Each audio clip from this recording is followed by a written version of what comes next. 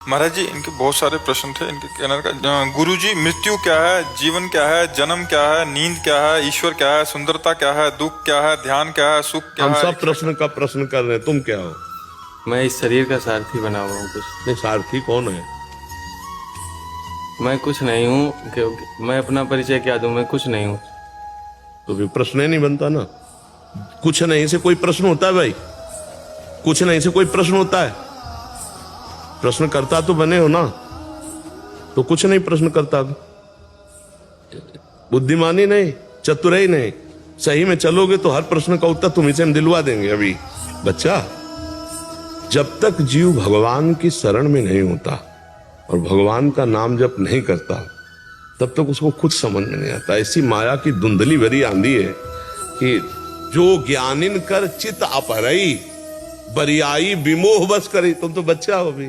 जो ज्ञानी महात्मा है, उनकी भी आंखों में धूल झोंक कर उनकी तपस्या अपहरण कर ले जाए, ऐसी माया भगवान की विचित्र है। हम पहले ये स्वीकार करें कि हम भगवान के अंश हैं। मानते हो अपने को? तो आप कुछ नहीं हुए नहीं बोलोगे। आप क्या बोलोगे? मैं भगवान का हूं। भाषा बदलो। मानते हो कि नहीं? पहले मानते भगवान के अंश हो, ये मानते हो आप? क्योंकि ये शरीर तो एक मनोरथ है, इसको चलाने वाली बुद्धि है, और इस शरीर रूपी रथ में बैठने वाला जो है रथी, वो भगवान का अंश है। तुम सारथी नहीं हो। सारथी बुद्धि है, मन लगाम है, इंद्रियां घोड़े हैं, शरीर रथ है, तुम बैठने वाले हो। बैठने वाला कौन है? ईश्वर अंश, जीव अविनाशी, चेतन अमल, सहज सुख राशि। हर सवाल का उत्तर इसी में आता चला जाएगा। समझ पाए आप कौन है? अब आपसे पूछे आप कौन, तो आप क्या बोलोगे? भगवान का अंश। भगवान का अंश है। अब आपका उद्देश्य क्या है? जीवन। आपका जीवन क्या है? भगवान को जान लेना या अपने को पहचान लेना। 22 साल से इस कमरे में अपने को एक सेकंड भी नहीं मिले। आप नहीं मिले ना अपने से? बढ़िया उत्तर दे रहे हो। इसी को जानना जीवन है, और इसी का ना जानना मृत्यु है। जब अपने को नहीं जानते और शरीर पे राग कर बैठे, तो शरीर के द्वारा जो शुभ अशुभ कर्म बने, तो पुनरपि जननम पुनरपि मरणम पुनरपि जननी जठरे शयनम, बार बार जन्म, बार बार मृत्यु, बार बार माँ के गर्भ में। यही भूल हमको ले जाती है। इस मनुष्य जीवन का लक्ष्य क्या है? भगवान का भजन करके भगवान को जान लेना, भगवान को पा लेना, या अपनी पहचान जान लेना।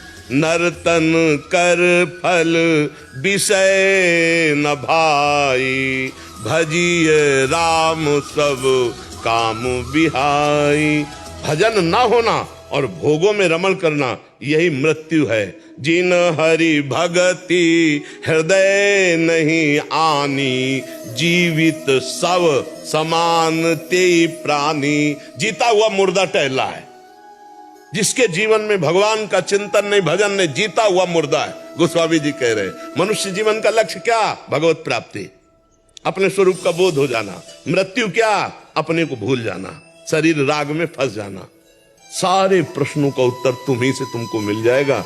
बस तुम भगवान की शरण में होकर नाम जप करना शुरू करो। आप भगवान के चैतन्य घन अंश हो, आप में सारी शक्तियां हैं। आप अपनी शक्तियों का स्मरण करके उनको जागृत करो। वो है नाम जप, मंत्रानुष्ठान, दूसरों का उपकार करना, पापाचरण से अपने को रोक पाना।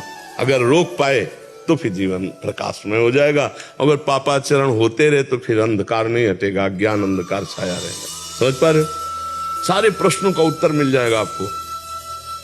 भजन, भजन नहीं है तो फिर टिकेगा भी नहीं। कोई उत्तर दे दो, कोई उत्तर टिके। ऐसे में टिकता है, ऐसे में नहीं टिकता। जो भजन करने वाला होता है ऐसे होता है। जो भजन भगवान से विमुख होता है वो अहंकारी ऐसे होता है, उसमें कुछ नहीं टिकता है। तुम नाम जप करो, भगवान के आश्रित रहो, माता पिता की सेवा करो, समाज की सेवा करो। इनमें सब में भगवान विराजमान है। यही जीवन का लक्ष्य है कि भगवान की हमें इन किन प्रकार प्राप्ति हो जाए। और अगर प्राप्ति न हो, सो परत्र दुख पावई, सिर धुनि धुनि पछताए, काल ही कर्म ही ईश्वर मिथ्या दोष लगाए। जो न तरह भव सागर, असमाज नर पाए, स्वति निंदक मंदमति आत्महनन गति। वो आत्महत्यारा है, वो दुर्गति को प्राप्त होगा जो मानव देह प्राप्त करके पापाचरण करता और भगवान की प्राप्ति नहीं कर लेता। नाम जप करो, सब प्रश्नों का उत्तर मिल जाएगा।